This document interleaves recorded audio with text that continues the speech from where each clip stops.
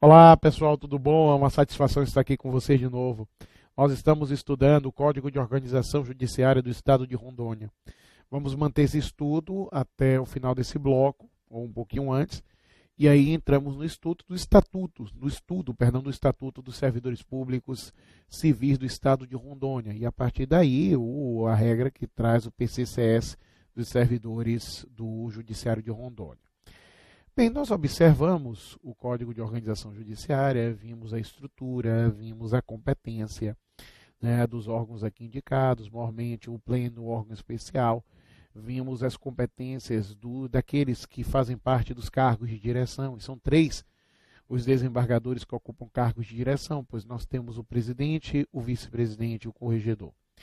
A partir daqui nós vamos ao artigo 52, que começa a nos falar dos direitos e vantagens dos magistrados. É o artigo 52 que nos traz uma regra bastante simples, afirmando que o magistrado não poderá se afastar do exercício do cargo, salvo quando ele traz situações em que esse afastamento do exercício do cargo é possível. Nós temos em gozo de férias, e a gente vai ver daqui a pouquinho, que o magistrado difere dos pobres mortais que somos nós.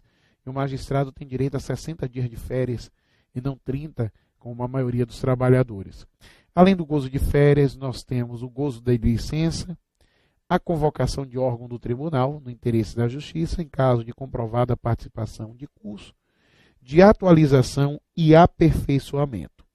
São as regras aqui indicadas para os direitos e vantagens do magistrado, onde nós ainda temos a serviço da Justiça Eleitoral, por determinação do respectivo tribunal ou comprovado motivo de força maior.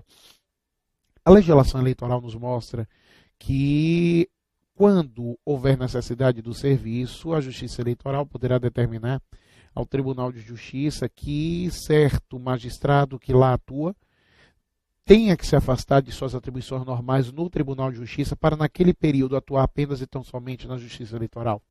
Lembrem-se que o processo eleitoral, o trabalho eleitoral como um todo, ele tem uma precedência em relação aos demais serviços prestados pelos magistrados, até mesmo porque todo ato eleitoral é matéria de ordem pública e, por sua relevância, ele acaba tendo preferência em seus julgamentos na participação do magistrado. Por isso é que é possível, não é que isso vai acontecer toda vez não, mas que é possível que o magistrado seja afastado do Tribunal de Justiça do Estado para atuar em determinado período só perante a Justiça Eleitoral.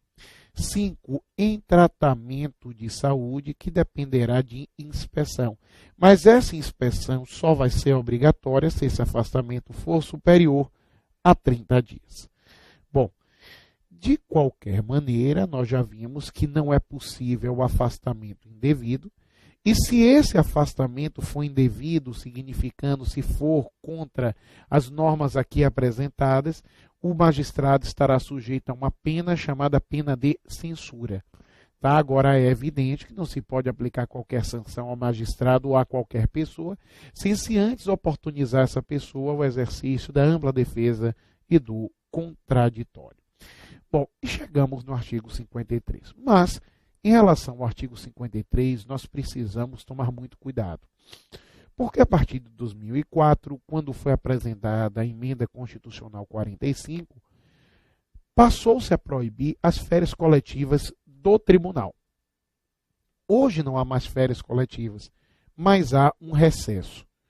Esse recesso, meus caros amigos, vai do dia 20 de dezembro até o dia 6 de janeiro. Que era um recesso, na realidade, já determinado, mais do que disponibilizado, pelo CNJ há algum tempo. E hoje há uma formalização desse recesso em várias normas. Bom, dentre elas, o Código de Organização Judiciária do Estado de Rondônia. Mas, na realidade, o que nós vamos aqui perceber é que o artigo 53 ainda fala de férias coletivas do tribunal, férias essas que não existem mais. Então, as férias, ao invés de serem coletivas, hoje elas são individuais. Mas, falando de férias individuais, essas férias individuais serão de 60 dias. Tá certo? Então, o que nós devemos entender desse artigo 53 caput é que os magistrados possuem o direito a férias individuais de 60 dias dentro do período de um ano. O parágrafo 1º desse artigo 53, seguindo essa situação, vai nos dizer: as férias não poderão ser acumuladas e nem fracionadas, senão por imperiosa e justificada necessidade do serviço, declarada pelo Conselho da Magistratura. Nós temos aqui essa situação, que em algumas hipóteses é o Conselho da Magistratura competente, em outras hipóteses é o Pleno competente. Aliás, eu falei até de órgão especial, falei, estudamos o Pleno e o órgão especial. Não, estudamos a competência do Pleno e do Conselho da Magistratura, que é o órgão permanente de disciplina do tribunal. Então, na realidade, as férias aqui indicadas não podem ser acumuladas nem fracionadas, senão a critério do Conselho da Magistratura, que tem competência para definir, para deferir, para determinar o fracionamento ou acúmulo das férias. Pois bem, agora uma coisa é certa. As férias não gozadas no período especificado, no caput, sendo que esse período não existe mais, o serão oportunamente mediante escala elaborada pela Corregedoria e Presidência do Tribunal. Nós também sabemos que as férias, elas acabam tendo um adicional. Esse adicional de férias é na base de 1/3 da remuneração do período das férias. Então, na época das férias, 1/3, de como adicional será pago sobre a remuneração a título de férias. Por isso, que é também chamado 1/3 constitucional. Eu sei que vocês devem estar se questionando, mas espera aí, João, o magistrado hoje é remunerado através de subsídio, e subsídio é uma remuneração feita em parcela única, é verdade, mas também há de se convir que o Supremo Tribunal Federal entende que, apesar do subsídio ser pago em parcela única, é importante ressalvar que, quando determinada gratificação ou adicional estão previstos na Constituição Federal, é possível que eles sejam pagos mesmo sobre o subsídio. É o caso do 1/3 constitucional. Esse 1/3 constitucional está previsto na Constituição Federal e entende o Supremo que ele deve ser pago, sim, aos juízes. Ora, dito isso, esse 1/3, que é o adicional de férias, deve ser pago até 2 dias úteis antes do gozo das férias. Então, é um adicional que não é pago após as férias, não. É um adicional que é pago, na realidade, antes do gozo das férias. Isso é aplicado a todo empregado e servidor e não é diferente com o magistrado, conforme vocês vão verificar no parágrafo 3º desse mesmo artigo 53, quando fala que as férias serão remuneradas com um acréscimo de 1/3 da remuneração global do magistrado, que hoje é o subsídio, que será pago até 2 dias úteis antes do período de gozo efetivo. Então, se paga antes e não após. De outro lado, é necessário, meus caros amigos, que o juiz comunique ao presidente do tribunal e ao corregedor geral de justiça, diz a norma, o início e o término das suas férias. E mais, e se ele for juiz eleitoral, também deverá comunicar ao Tribunal Regional Eleitoral, que é o que ele fala, ao respectivo tribunal. Ao juiz substituto, e juiz substituto é aquele que ingressa, o recém-ingresso na carreira da magistratura no Tribunal de Justiça de Rondônia, ele só terá direito a férias após ter completado 1 ano de efetivo exercício. O que significa que para o primeiro período aquisitivo de férias, faz-se necessário o período de 12 meses para a sua aquisição, período aquisitivo de 12 meses. De qualquer maneira, uma vez iniciado o gozo das férias, esse não poderá ser interrompido, salvo no interesse público. E, de qualquer maneira, é defeso ao juiz de direito em férias reter processos conclusos em seu poder. Então, se há processos conclusos, os quais ele não conseguiu dar a decisão necessária, ele deverá devolvê-los ao cartório, mas não se admitirá que esse magistrado mantém em seu poder processos que estão concluídos se ele está no gozo de férias. Artigo 54. Isso daqui, meus caros amigos, é um período de trânsito. Como assim? Quando o juiz tiver que assumir nova comarca, ele precisa de um período de trânsito, arrumar as coisas dele, ir para aquela localidade, ver onde ele vai ficar, onde ele vai morar, conhecer o pessoal, se deslocar, tudo isso. É um período de trânsito. Esse período de trânsito é um período remunerado. Quando se fala num período de trânsito, esse período será de 10 dias úteis, prorrogáveis por mais 5 dias também úteis. Então, são 10 dias úteis, prorrogáveis por mais 5 dias úteis, tudo isso daqui sendo um período remunerado conforme indicado em norma. Esse período de trânsito encontra-se no artigo 54 do Código de Organização Judiciária do Estado de Rondônia. Agora, o que nós vamos observar, o parágrafo único dele que diz: o período de trânsito é considerado de efetivo exercício e somente será prorrogado quando houver motivo justo a critério do presidente do tribunal. Nesse caso, portanto, a competência para a prorrogação do período de trânsito por mais 5 dias úteis será de competência do presidente do tribunal. Então, a situação aqui que nós vamos observar. Pois bem, nós também vamos ter, meus caros amigos, o seguinte. Chegamos agora à questão de número 12, que vai nos dizer o seguinte, deixa eu colocá-la aqui. Marque a alternativa correta de acordo com o Código de Organização Judiciária de Rondônia. E temos as férias, não poderão ser acumuladas e nem fracionadas, senão por imperiosa e justificada necessidade de serviço, declarada pelo corregedor geral. Falso, não é pelo corregedor geral, é pelo Conselho da Magistratura. Então, é o Conselho da Magistratura que vai acabar trazendo essa declaração, artigo 53, parágrafo 1º.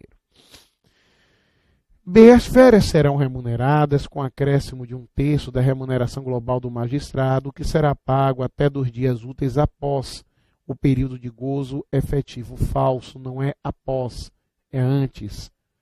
Seus magistrados deverão comunicar ao presidente do tribunal e ao corregedor-geral de justiça o início e o término das suas férias e, se exercer função de juiz eleitoral, ao presidente do respectivo tribunal, que é a resposta certa com base no artigo 53, parágrafo 5º, como foi visto há pouco. Aí nós chegamos à letra D, que diz: o juiz terá 10 dias úteis de trânsito improrrogáveis para assumir a nova comarca, sob pena de ter-se por ineficaz a promoção, contado aquele prazo a partir da publicação do ato. Na verdade, não é improrrogável, porque se permite a prorrogação por mais 5 dias úteis, de acordo com quanto dispuser o presidente do tribunal. E vamos à próxima situação, que é a letra E, que vai dizer o seguinte: os vencimentos dos magistrados serão fixados conforme previsto nas Constituições Federal e do Estado, com diferença, igual a 10% de uma para outra das categorias da carreira. Não são 10%, são 5%. É o que vocês vão perceber aqui no artigo 56, que por sua vez nos diz exatamente: os vencimentos dos magistrados serão fixados conforme previsto nas Constituições Federal e do Estado, com diferença igual a 5% de uma para outra das categorias da carreira. Pois bem, agora o que nós vamos observar são alguns pontos que eu chamo a atenção de vocês. Primeiro ponto, meus caros amigos, o parágrafo 1º. Para mim, data máxima venia, o parágrafo 1º, esse até menos, o parágrafo 2º, que diz que se assegura aos desembargadores vencimentos não inferiores a 75% dos percebidos pelos cargos correspondentes no âmbito federal, isso foi revogado tacitamente pelas novas redações, principalmente do artigo 37, inciso 11 da Constituição Federal, em relação ao parágrafo 2º, ao quanto entende o Supremo Tribunal Federal, que você não pode colocar uma porcentagem sobre o que recebe um magistrado federal em se tratando de magistrado estadual, porque você cria uma desigualdade entre carreiras, e isso não se admite. Mas é aquela história que eu sempre tenho dito. Tomem sempre cuidado com a interpretação literal dessas normas, porque a organizadora, por mais que a norma seja inconstitucional, pode vir a cobrar dentro do que está na lei, ignorando completamente o que diz o Supremo, a Constituição, fazem muito isso. E como nós estamos falando de Getúlio Vargas e como a questão, a prova, vai ser com questões múltipla escolha, sempre analisem todas as alternativas, porque muitas vezes vocês deverão marcar a menos incorreta. É lógico que uma questão dessa, posteriormente, pode vir a ser anulada, mas eu prefiro já acertar de logo e não ficar na pendência de qualquer tipo de anulação. Tá? Então, é essa situação que eu quero chamar a atenção de vocês. Bom, agora nós vamos observar o seguinte.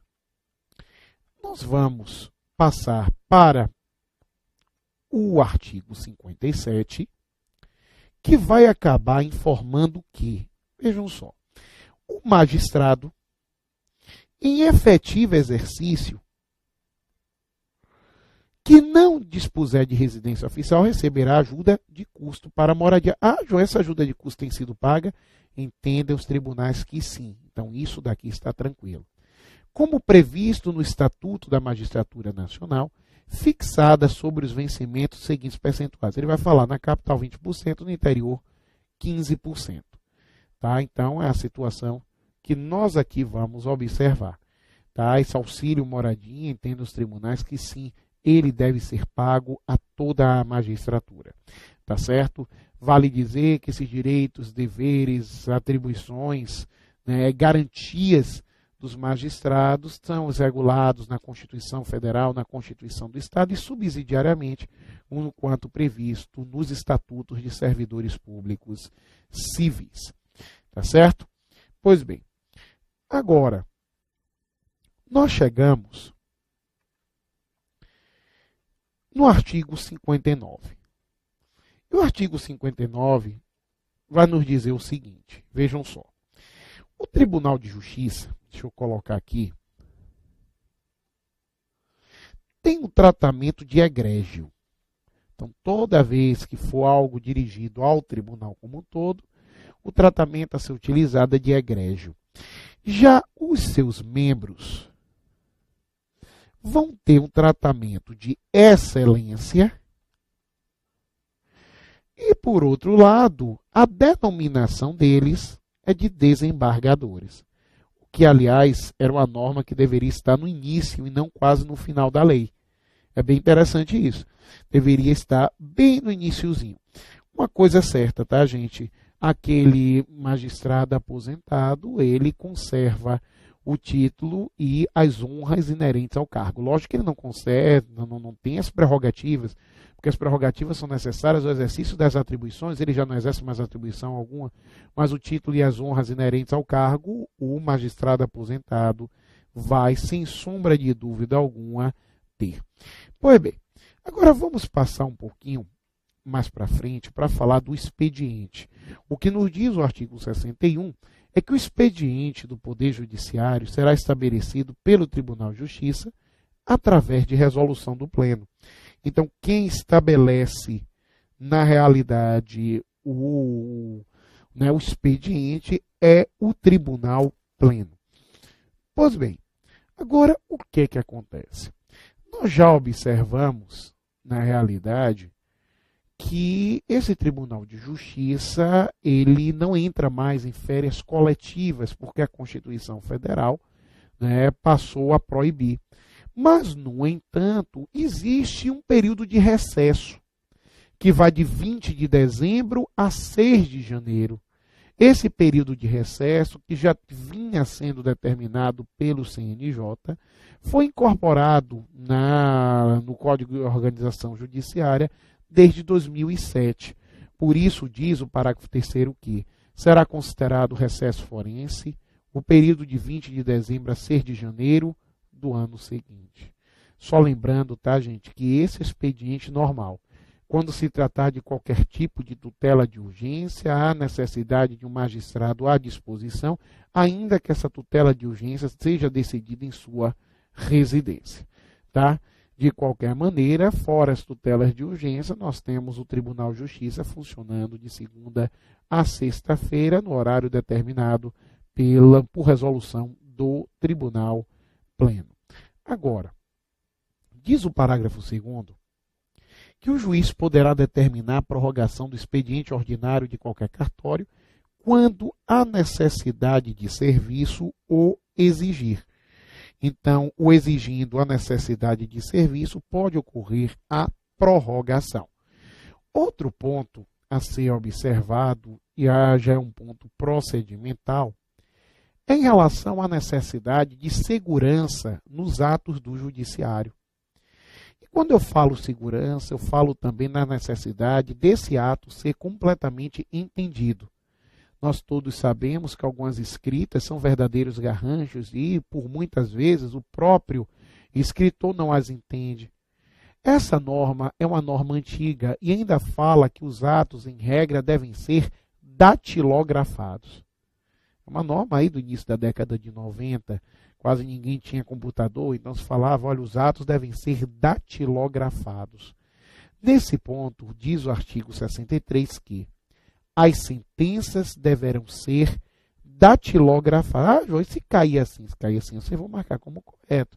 Porque a interpretação que se faz hoje, óbvio, é que essas sentenças devem ser digitadas, não mais datilografadas, mas e os termos atos, certidões e translado, datilografados ou impressos devidamente rubricadas as respectivas folhas pelo juiz, ou pelos servidores subscritores. Mas, João, todo ato deve ser datilografado? Não necessariamente. É o que diz o parágrafo 1º. A regra é que todo ato seja, mas nós temos algumas exceções. Daí se observa, todos os atos processuais serão datilografados, exceto os lavrados pelo oficial de justiça no local da diligência, a distribuição e os termos relativos ao andamento dos feitos. Porque, nesse caso, o termo será por escrito, tá? Embora nada impeça que eles sejam também digitados, mas principalmente quando se exerce uma diligência e o termo é produzido no local da diligência, fica impossível a sua digitação. Mas que podem ser digitados, não vejam qualquer problema. Bom, de qualquer maneira, nós passamos para a questão de número 13, que vai nos dizer: marca alternativa que corresponde à regra incerta no Código de Organização Judiciária do Estado de Rondônia.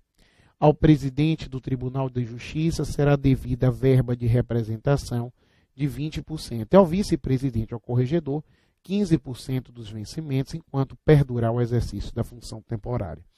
Isso daqui está no artigo 56, parágrafo 3º. Qual o problema? O problema é que a norma constitucional que determinou a realização, nesse caso, do subsídio, a transformação em subsídio da remuneração percebida pelos magistrados, dentre outras autoridades, ela acabou proibindo a colocação de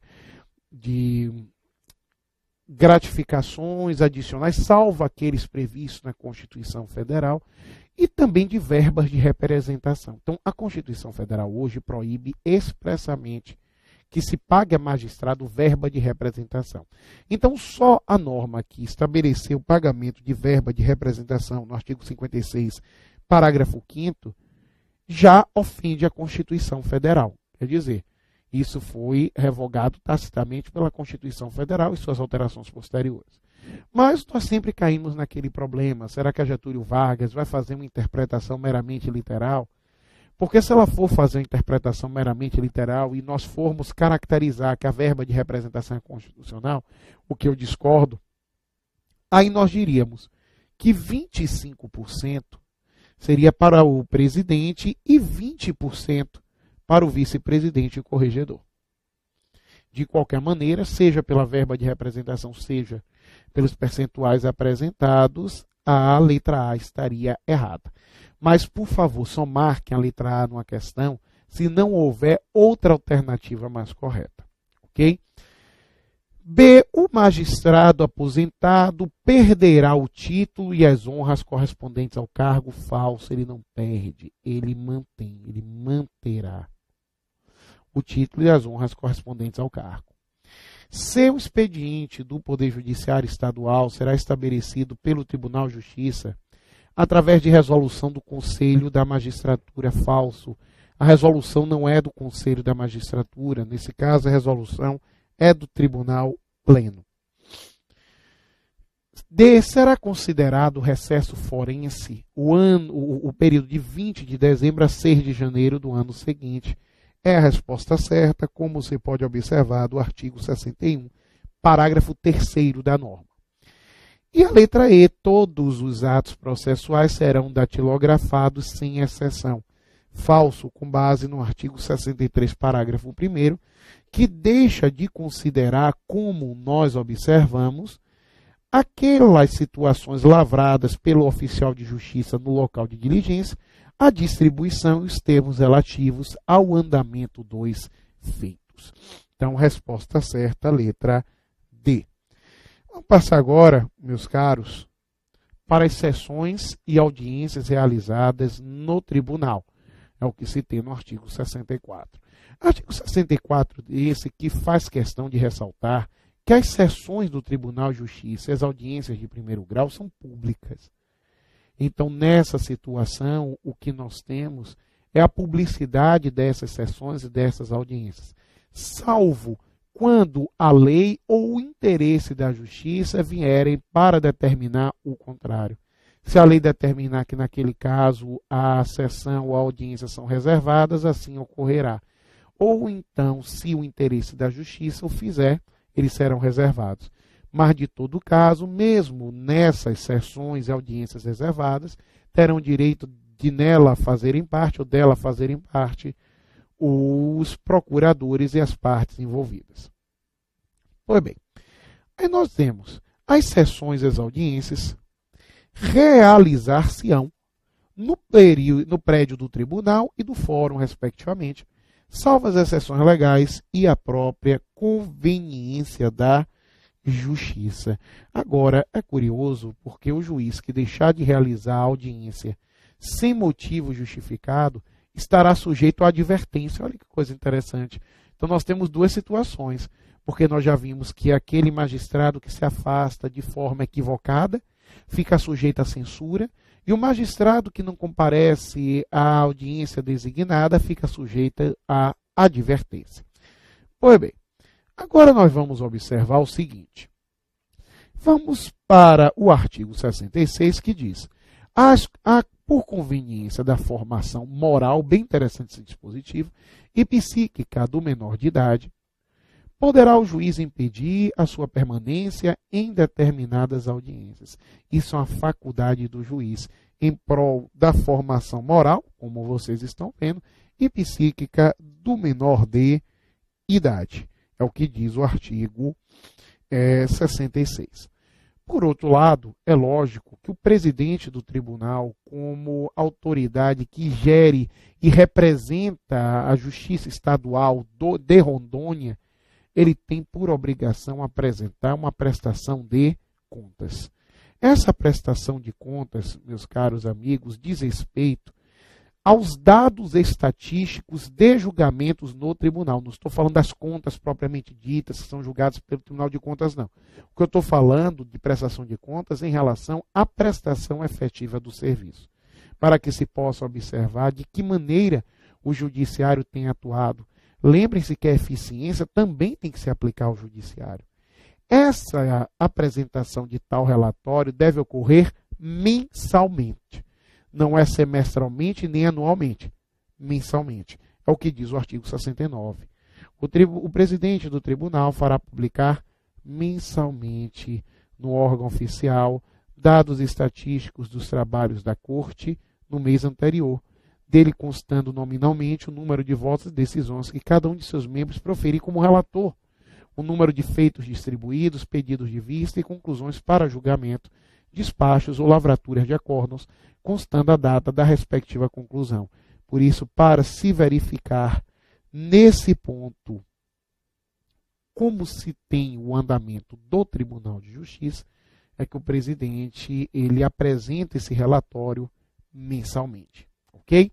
Meus amigos, nosso tempo está se esgotando. Vamos dar uma pequena pausa. Voltamos em breve.